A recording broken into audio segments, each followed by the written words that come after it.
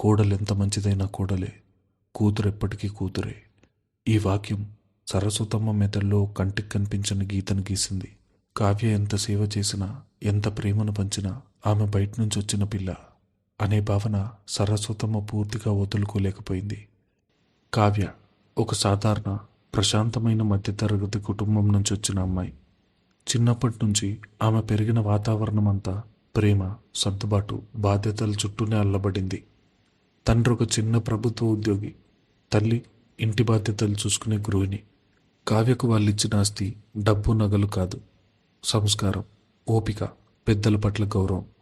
ఆడపిల్లంటే పుట్టింటికి మెట్టన్నిటికీ వంతెన లాంటిది. అత్తగారింటిని సొంత ఇల్లులా చూసుకోవాలి, అత్తమామలను కన్న తల్లిదండ్రుల్లా భావించాలి అని పదే పదే చెబుతూ పెంచారు ఆమె తల్లిదండ్రులు. ఆ మాటల్ని తన మనసులో సువర్ణాక్షరాలతో లిఖించుకుంది కావ్య. ఆమె వయసు 23 ఏళ్ళు. డిగ్రీ పూర్తయిన వెంటనే ఆమెకు సంబంధాలు చూడటం ప్రారంభించారు. అప్పుడే రాజేష్ కుటుంబం కావ్యను చూడటానికి వచ్చారు. రాజేష్ ఓ ప్రైవేట్ కంపెనీలో మంచి ఉద్యోగం చేస్తున్నాడు. హుందాగా, నెమ్మదిగా మాట్లాడే అతని స్వభావం కావ్యకు బాగా నచ్చింది. రాజేష్ తల్లి సరస్వతమ్మ. రాజేష్ తండ్రి కాలం చేసిన తర్వాత ఎన్నో కష్ట నష్టాలను ఓర్చి కొడుకును ప్రయోజకుడిని చేసిందామె. ఆ కుటుంబ నేపథ్యం, వారి పద్ధతులు నచ్చడంతో ఇరు కుటుంబాలు పెళ్లికి అంగీకరించాయి. పెళ్లి చాలా సందడిగా జరిగింది. కావ్య తన తల్లిదండ్రులను వదిలి వెళ్ళబోతున్నానన్న బాధతో ఎంత ఏడ్చిందో, అత్తగారింట్లో అడుగుపెట్టి కొత్త జీవితాన్ని ప్రారంభించబోతున్నానన్న ఆశతో అంతే ఆనందాన్ని కూడా లోపల దాచుకుంది. అప్పగింతల సమయంలో కావ్య తల్లి ఏడుస్తూ, నా కూతురు కాదొదినా, మీ కూతురు అనుకోండి, ఏ తప్పు చేసినా మందలించి బుద్ధి చెప్పండి అని సరస్వతమ్మ చేతిలో కావ్య చేయి పెట్టింది. ఆ సమయంలో సరస్వతమ్మ చిరునవ్వుతో, మీరేం బాధపడకండి, నా కూతురులాగే చూసుకుంటాను అని మాటిచ్చింది. ఆ మాటలు విన్న కావ్యకు సగం భయం పోయింది. తన అత్తగారు తన్నెంతగానో ప్రేమిస్తున్నారని, ఆ ఇంట్లో తనకు ఒక కూతురు స్థానం దొరకబోతుందని పూర్తిగా నమ్మింది. రాజేష్ని పెళ్లి చేసుకున్న ఆ ఇంట్లో కోడలుగా అడుగుపెట్టిన మొదటి రోజు కావ్యకి ఇంకా స్పష్టంగా గుర్తుంది. కుడికాలు ముందు పెట్టి బియ్యం కుండం తన్ని లోపలికొస్తున్నప్పుడు ఆమె గుండె వేగంగా కొట్టుకుంది.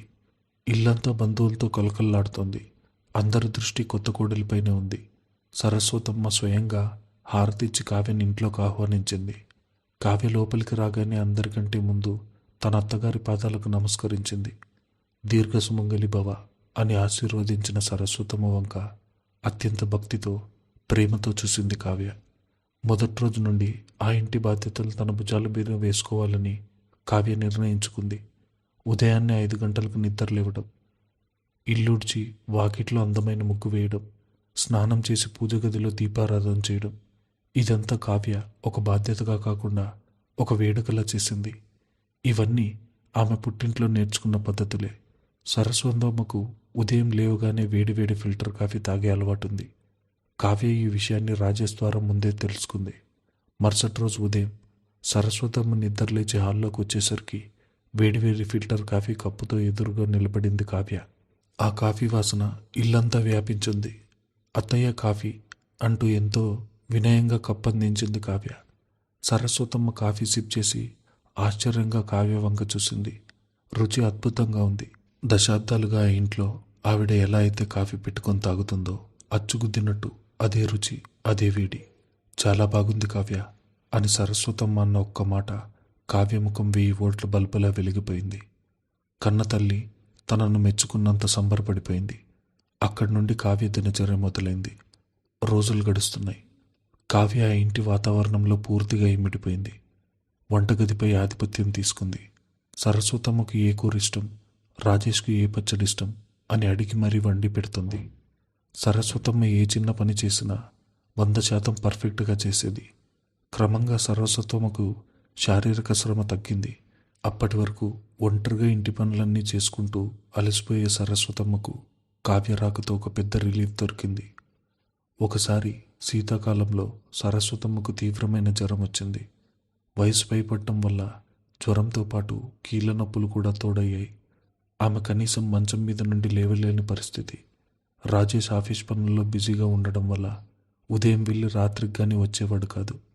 ఆ సమయంలో కావ్య తన అత్తగారిని కంటికి రెప్పలా కాపాడుకుంది. రాత్రింబవళ్ళు సరస్వతమ్మ మంచం పక్కనే కూర్చొని ఆమెకు సేవలు చేసింది. జ్వరం తగ్గడానికి చల్లటి నీళ్లతో ముంచిన గుడ్డను ఆమె నుదిటిపై వేయడం, సమయానికి మందులు వేయడం, వేడివేడిగా సూప్ కాచి తన చేతులతో తాగించడం చేసేది.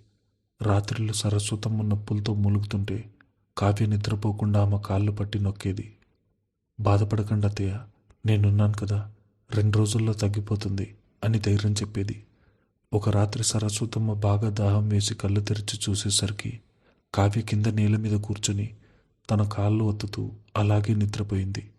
ఆ దృశ్యం చూసి సరస్వతమ్మ మనసులో కూడా ఏదో తెలియని కదలిక. నిజంగానే ఈ పిల్ల నన్ను సొంత తల్లిలా చూసుకుంటోంది అని ఆమెకు ఆ క్షణం అనిపించింది.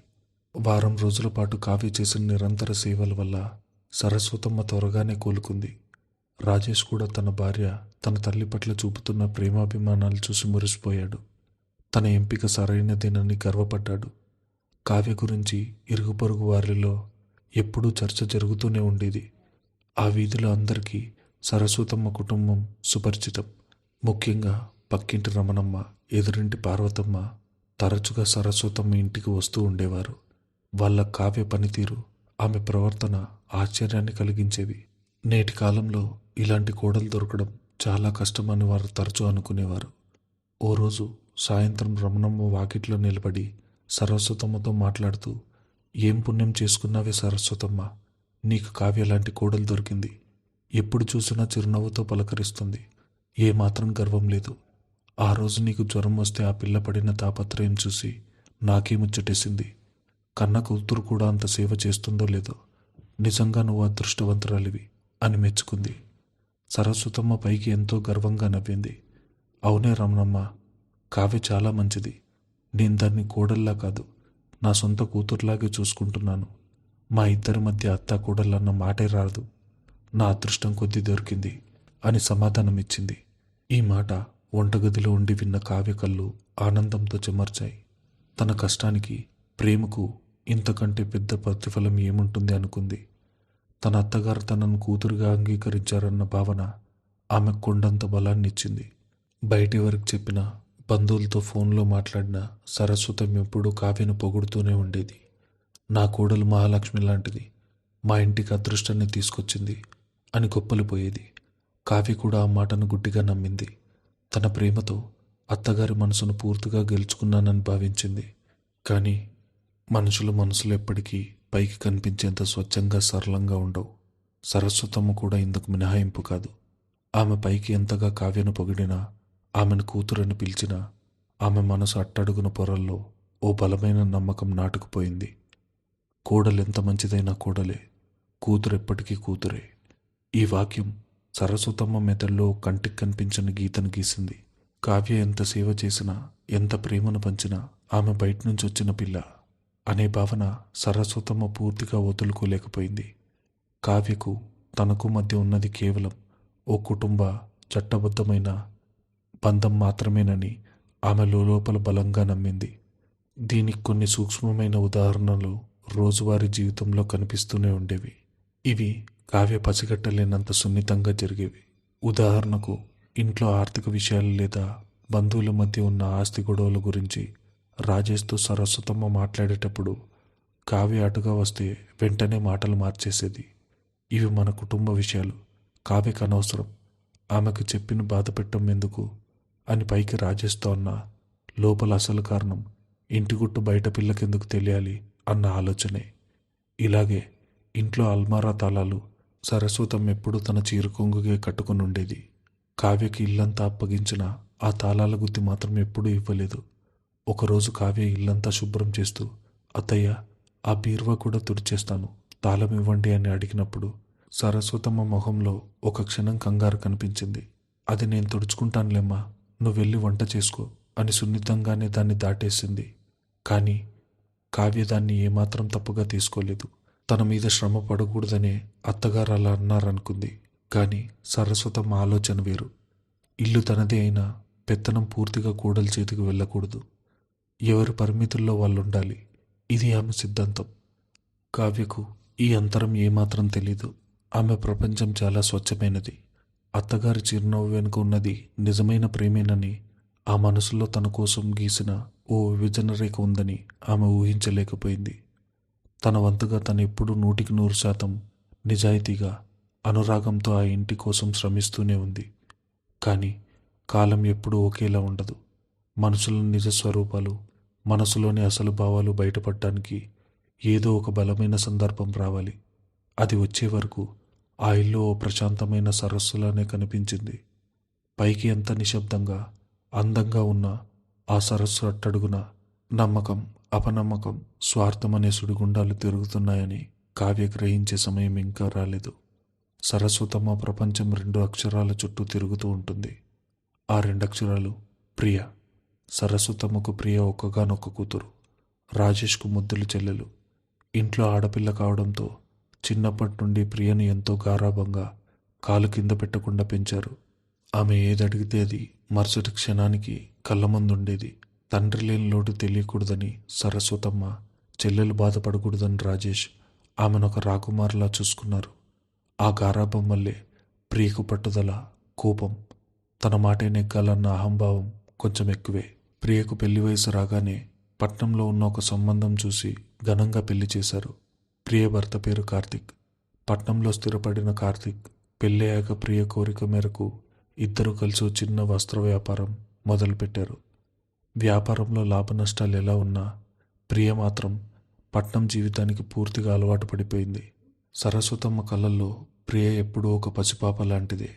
ఆమెకు పెళ్ళై ఒక వ్యాపారం చేసుకునేంత వయసొచ్చినా తల్లి దృష్టిలో ఆమె ఇంకా ఏమీ తెలియని అమాయకురాలే. పట్నంలో ప్రియ ఏ చిన్న కష్టం వచ్చినా సరస్వతమ్మకు ఫోన్ చేసి గంటల తరబడి ఏడ్చేది. అయ్యో, నా బిడ్డ అక్కడ ఎంత కష్టపడిపోతుందో, దానికి సమయానికి తిండి దొరుకుతుందో లేదో అని సరస్వతమ్మ ఇక్కడ కన్నీళ్లు పెట్టుకునేది.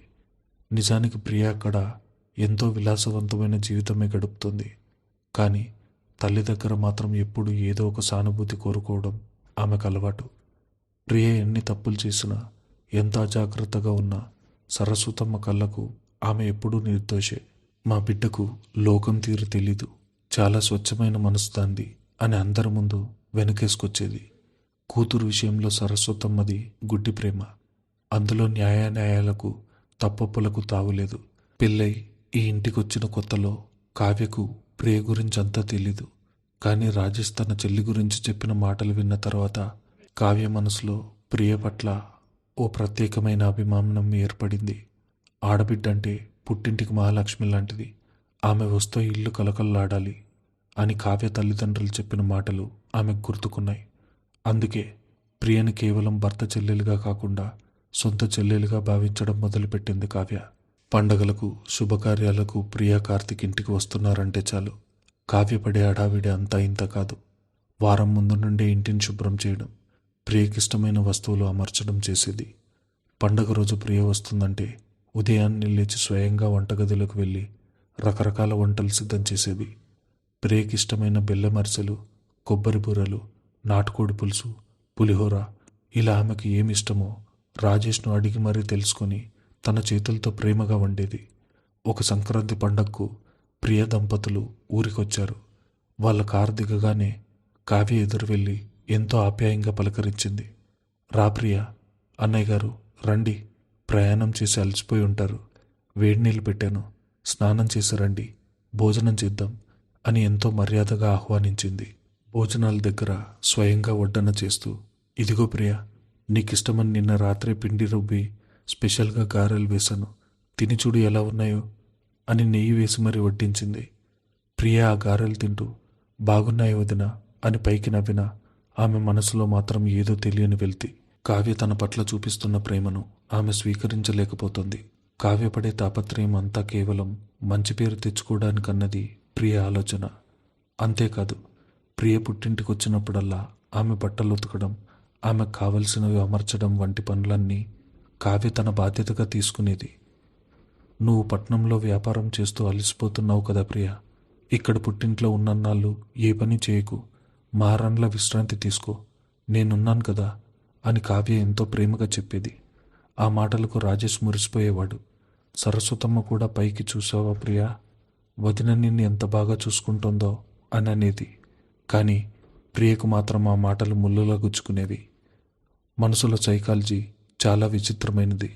కొందరికి ప్రేమనిస్తే ఆనందిస్తారు, కానీ ప్రియ లాంటి వాళ్లకు ఇతరులు ప్రేమను పంచుతుంటే దాన్ని తమ ఆధిపత్యానికి ముప్పుగా భావిస్తారు. ప్రియకు కావ్య పట్ల ఎప్పుడూ ఒక అసూయ లాంటి భావన ఉండేది. దానికి కారణం లేకపోలేదు. పెళ్లికి ముందు ఆ ఇంట్లో ప్రియ మాటే శాసనం. తల్లి సరస్వతమ్మ ఎప్పుడు తన చుట్టూనే తిరిగేది. ఏ చిన్న పని చేయాలన్నా తనను అడిగే చేసేది. కానీ ఇప్పుడు ఆ ఇంట్లో కావ్య చక్రం తిప్పుతోంది. ఇల్లు ఎలా ఉండాలి, వంట ఏం చేయాలి, బంధువులతో ఎలా మాట్లాడాలి, ఇవన్నీ కావ్య ఎంతో నేర్పుగా చేసుకుండటం ప్రియకు కంటిగింపుగా మారింది. ముఖ్యంగా తన తల్లి ప్రేమతో ఇంకొకరు భాగం పంచుకుంటున్నారన్న భావన ప్రియను ఉక్కిరిబిక్కిరి చేసింది.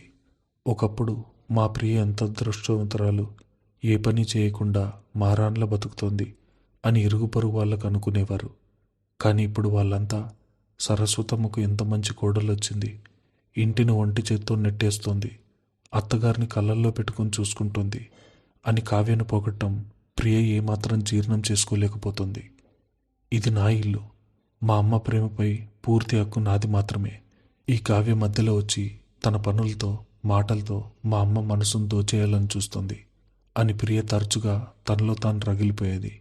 కావ్య నిజంగా నిస్వార్థంగా పనులు చేస్తున్నా ప్రియ మాత్రం అందులో ఏదో ఒక కుట్రను వెతికేది.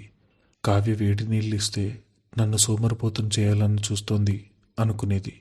కావ్య వంట చేసి వడ్డిస్తే అందరి ముందు తానేదో అన్నపూర్ణ అని నిరూపించుకోవాలని ఆరాటపడుతోంది అనుకునేది. ఒకరోజు మధ్యాహ్నం సరస్వతమ్మ ప్రియ ఇద్దరు హాల్లో కూర్చొని మాట్లాడుకుంటున్నారు. కావ్య వంటి గదిలో గిన్నెలు సర్దుతోంది. అమ్మ, చూస్తుంటే వదిన ఇంట్లో పనులన్నీ తన చేతులతో తీసుకుంటున్నట్టుంది. నువ్వు అసలు ఏ పని పట్టించుకోవడం లేదా అని నెమ్మదిగా మాటల బాణం వదిలింది ప్రియ. సరస్వతమ్మ నవ్వుతూ, అదేం లేదు, కావ్య వచ్చి నా శ్రమ తగ్గించింది. నేనేం పట్టించుకోవాల్సిన అవసరం లేకుండా తనే అన్నీ చేసుకుంటోంది అంది. అదే అమ్మ నా భయం కూడా. రేపొద్దున ఇల్లంతా తన చేతుల్లోకి వెళ్ళిపోతే నీ మాట ఎవరు వినరు, పెత్తనమంతా తనదే అవుతుంది. పైగా చూసావా, ఊళ్ళో వాళ్ళంతా దాన్నే తెగడ పొగుడుతున్నారు, నిన్ను పక్కన పెట్టేసినట్టున్నారు అని తల్లి మనసులో విషం ఎక్కించే ప్రయత్నం చేసింది. కానీ సరస్వతమ్మ ఆ క్షణానికి దాన్ని తేలిగ్గా తీసుకుంది. పిచ్చిదానా, పెత్తనం ఎక్కడికి పోతుంది? తాళాలన్నీ నా మొలకే ఉన్నాయి. ఇల్లు నాది, రాజేష్ నా కొడుకు. ఇది కేవలం పనులు మాత్రమే చేస్తుంది, పెత్తనం కాదు అని ధీమాగా చెప్పింది. ఆ మాటలతో ప్రియ కాస్త ఊరట లభించిన కావ్యపై ఉన్న అసూయ మాత్రం ఏమాత్రం తగ్గలేదు. ప్రియ ఇంట్లో ఉన్న కొద్ది రోజులు కావ్యకు తెలియని ఒక ఒత్తిడి పెరిగింది. ప్రియ మాటలు చాలా సున్నితంగా ఉంటూనే ఎదుటివారి మనసును గాయపరిచేలా ఉండేవి. ఒకరోజు ఉదయం పూజ కోసం కావ్య పూలు కోసుకుని వచ్చి హాల్లో కూర్చొని మాల కడుతోంది. కార్తిక్, రాజేష్ బయటికి వెళ్ళారు. ప్రియ నిద్ర లేచొచ్చి సోఫాలో కూర్చుంటూ, ఏంటొదినా, ఎప్పుడు పూజలు వ్రతాలు అంటూ ఉంటావా? అసలు ఈ కాలంలో కూడా ఇలా పాత పద్ధతుల్లో ఉంటే ఎలా? కాస్త మోడ్రన్గా ఉండొచ్చు కదా. మా బొట్టికి వచ్చే కస్టమర్లను చూస్తే నువ్వు ఆశ్చర్యపోతావు అంది వెటకారంగా. కావ్య చిరునవ్వుతో, ఎవరి పద్ధతులు వాళ్ళవి కదా ప్రియ. నాకు చిన్నప్పటి నుంచి దేవుడంటే భక్తి. ఇవి పాత పద్ధతులు కావు, నా సంస్కృతి అని ఎంతో ప్రశాంతంగా సమాధానమిచ్చింది. ఆ సమాధానం ప్రియకు నచ్చలేదు. ఓహో, అంటే మేమంతా సంస్కృతి తెలియని వాళ్ళమనా నీ ఉద్దేశం అని గొంతు పెంచింది. అయ్యో, నేను అలా అనలేదు ప్రియ అని కావ్య కంగారు పడుతుండగా అక్కడికి వచ్చిన సరస్వతమ్మ వెంటనే ప్రియ పక్షం వహించింది. అదేంటి కావ్య, అప్పుడే నిద్రలేచిన పిల్లతో ఆ వాదనేంటి? దానికిష్టం లేకపోతే వదిలే, నువ్వు నీ పని చూసుకో అని కావ్యను మందలించింది. కావ్య మారు మాట్లాడకుండా తలదించుకుని తన పని తాను చేసుకుంది. నేనేం తప్పు మాట్లాడాను అని ఆమె మనసులో బాధపడినా అత్తగారు చెప్పారు కదా అని మౌనంగా ఉండిపోయింది. మరోసారి భోజనాల సమయంలో ఓ చిన్న సంఘటన జరిగింది. కావ్య అందరికీ వడ్డించి తాను చివర కూర్చుంది. ప్రియ కూర తింటూ హఠాత్తుగా ప్లేట్ పక్కకు నెట్టేసింది. ఏంటి వదిన ఈ కూర? ఉప్పు అసలు లేదు, పైగా కారం ఎక్కువైంది. పట్నంలో మా వంట మనిషి దీనికంటే 100 రెట్లు బాగా చేస్తుంది అని అందరి ముందు విసిరేసినట్టుగా అంది. నిజానికి కూర చాలా బాగా కుదిరింది. రాజేష్ కూడా అప్పటికే 2 సార్లు వేయించుకొని తిన్నాడు. కానీ చెల్లెలలా అనేసరికి అతను ఏమీ మాట్లాడలేకపోయాడు. కావ్య కళ్ళ వెంబడి నీళ్లు తిరిగాయి. క్షమించు ప్రియా, రేపు నీకు నచ్చినట్టే వండుతాను అని నెమ్మదిగా అంది. సరస్వతమ్మ వెంటనే ప్రియను సముదాయిస్తూ, అవునే, ఈరోజు కూర కాస్త తేడా కొట్టింది. నాకే బాలేదు. నువ్వు ఇది వదిలేయ్, నేను నీకు నెయ్యి, ఆవకాయ వేసి కలుపుతాను అంటూ కావ్య చేసిన వంటను తీసి పారేసింది. ఆ క్షణం కావ్యకు అర్థమైంది, ఈ ఇంట్లో తనెంత కష్టపడి వండినా కూతురు వంక పెడితే తల్లికి కూడా అది లోపంగానే కనిపిస్తుందని. ప్రియ చేసిన ప్రతి తప్పును సరస్వతమ్మ కప్పిపుచ్చేది. ఒకసారి ప్రియ చేతిలో నుండి ఓ ఖరీదైన గాజు గ్లాస్ జారి కింద పడిపోయి గిలిపోయింది. ఆ శబ్దానికి వంటగదిలో నుండి పరిగెత్తుకుంటూ వచ్చిన కావ్య, అయ్యో, గాజు ముక్కలు గుచ్చుకుంటాయి ప్రియ, నువ్వు అక్కడే ఉండు, నేను చీపురు తెచ్చి ఊడుస్తాను అని కంగారు పడింది. సరస్వతమ్మ వచ్చి, ఏం పర్లేదు ప్రియ, గాజు పగిలితే మంచిదే, దిష్టిపోతుందనుకో, నువ్వు జాగ్రత్తగా అడుగులు వేసుకుంటూరా అని ఎంతో ప్రేమగా చెప్పింది. అదే వారం కావ్య గిన్నెలు కడుగుతూ పొరపాటున ఒక పాత పింగాణి ప్లేట్ను జారవిడిచింది. అది పగలగానే సరస్వతమ్మ అక్కడికొచ్చి, ఏం చేస్తున్నావే కావ్య, ఏ పని ధ్యాస పెట్టి చేయవా? ఆ ప్లేట్ ఎంత ఖరీదైందో తెలుసా? మీ మామయ్య గారు కొన్నది. ఇలా పగిలిగొడితే ఎలా? కాస్త చూసుకుని చేయొచ్చు కదా అని 10 నిమిషాల పాటు చివాట్లు పెట్టింది. ఆ రోజు కావ్య మనసు చాలా భారంగా అనిపించింది. గాజు గ్లాస్ పగలగొట్టినప్పుడు కూతురికి దిష్టిపోయిందని అనుకున్న అత్తగారు కోడలు ప్లేట్ పగలగొడితే మాత్రం దాన్ని ఒక నేరంలా చూశారు. కూతురు చేసిన తప్పులు తల్లికి ముద్దుగా కనిపిస్తాయి, కోడలు చేసిన పొరపాట్లు అపరాధంగా కనిపిస్తాయి. ఈ సత్యం కావ్యకు మెల్లమెల్లగా బోధపడటం మొదలైంది. తనెంత ప్రేమగా ఉన్నా, ఎంత ఆప్యాయంగా చూసుకున్నా ప్రియకు తను ఎప్పటికీ ఒక బయటి వ్యక్తినే అని, అత్తగారికి తను కేవలం ఒక కోడల్ని మాత్రమే అని ఆమెకు అర్థం కాసాగింది. ప్రియ ఇంట్లో ఉన్నన్ని రోజులు ఇలాంటి చిన్న చిన్న సంఘటనలు ఎన్నో జరిగేవి. ప్రియ వెళ్ళిపోగానే ఇల్లు మళ్ళీ ప్రశాంతంగా మారేది. సరస్వతమ్మ మళ్ళీ కావ్యతో మామూలుగా ఉండేది. కానీ ఆ కొన్ని రోజులు జరిగే అవమానాలు, పక్షపాత ధోరణి కావ్య మనసుపై పల్చని పొరలాంటి గాయాలను చేస్తూనే ఉన్నాయి. ఈ గాయాల పైకి కనిపించకపోయినా ఆమె ఆత్మవిశ్వాసాన్ని మెల్లగా దెబ్బతీస్తున్నాయి. కాలం ఎప్పుడూ ఒక పూల పాన్పులా ఉండదు. పట్నంలో ప్రియ, కార్తీక్ కట్టుకున్న విలాసవంతమైన జీవిత పునాదులు మెల్లగా కదలడం మొదలయ్యాయి. కార్తీక్ నిర్వహిస్తున్న బొటిక్ ప్రారంభంలో బాగా లాభాలు తెచ్చిపెట్టిన రాన్ రాన్ మార్కెట్లో పెరిగిన విపరీతమైన పోటీ ఆన్లైన్ షాపింగ్ వ్యాపారాల తాకిడి తట్టుకోలేకపోయింది. దానికి తోడు వ్యాపారాన్ని మరింత విస్తరించాలనే అత్యాశతో కార్తీక్ వేసిన కొన్ని తప్పుడు అడుగుల పరిస్థితి మరింత దిగజార్చాయి. అప్పులు చేసి మరీ సరుకు దిగుమతి చేసుకోవడం, అది అమ్ముడుపోక మూలపట్టం, ఆర్థిక చక్రం పూర్తిగా ఆగిపోయింది. అప్పటి వరకు జల్సాలకు, విలాసాలకు అలవాటు పడిన ప్రియకు ఈ కష్టాలు కొత్త. రోజు రోజుకి అప్పులవాడి ఒత్తిడి పెరిగిపోతుంది.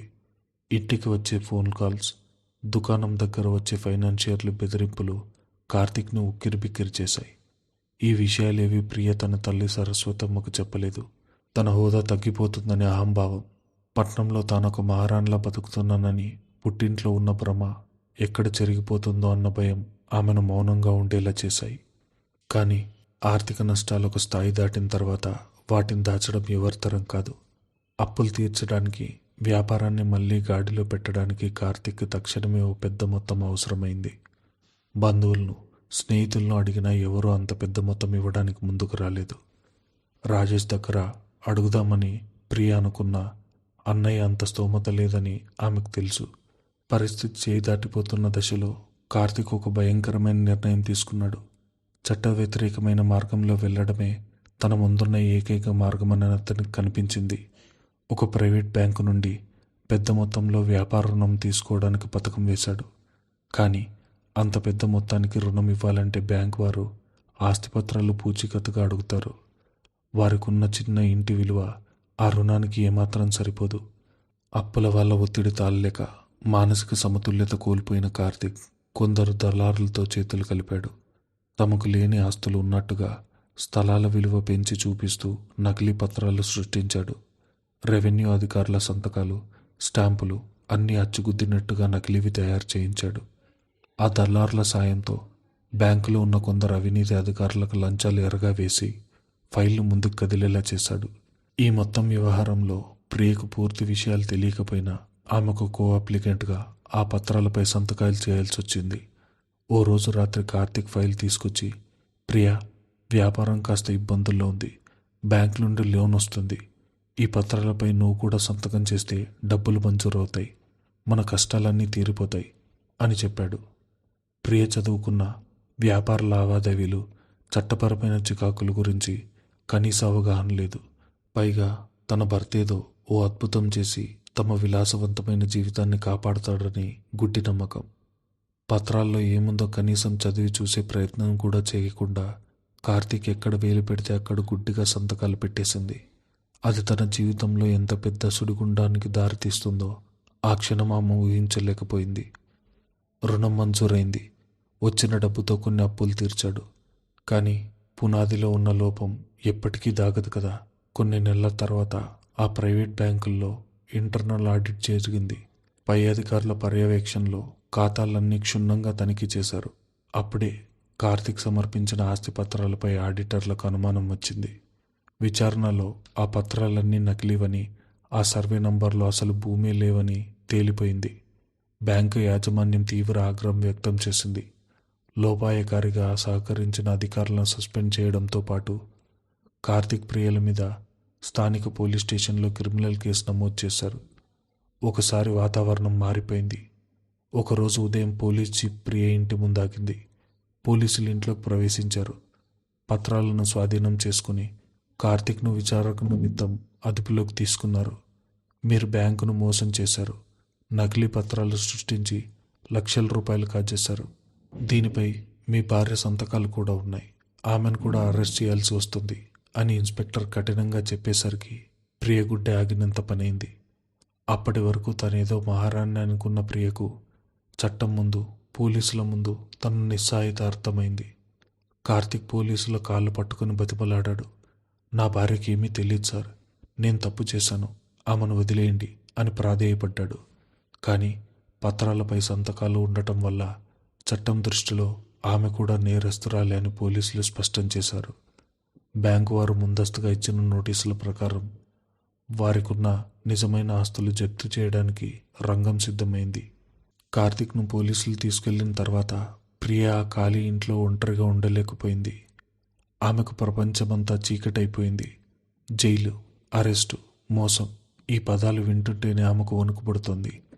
పట్నంలో ఆమెకు తెలిసిన వాళ్ళు, బంధువులు ఎవరూ ఆమెకు సాయం చేయడానికి ముందుకు రాలేదు. అందరూ ముఖం చాటేశారు.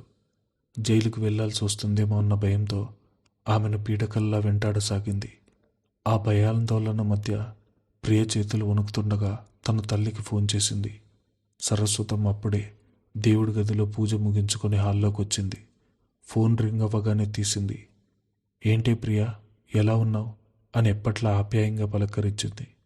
కానీ అవతల వైపు నుండి సమాధానం కేవలం భయంకరమైన ఏడుపు మాత్రమే వినిపించింది.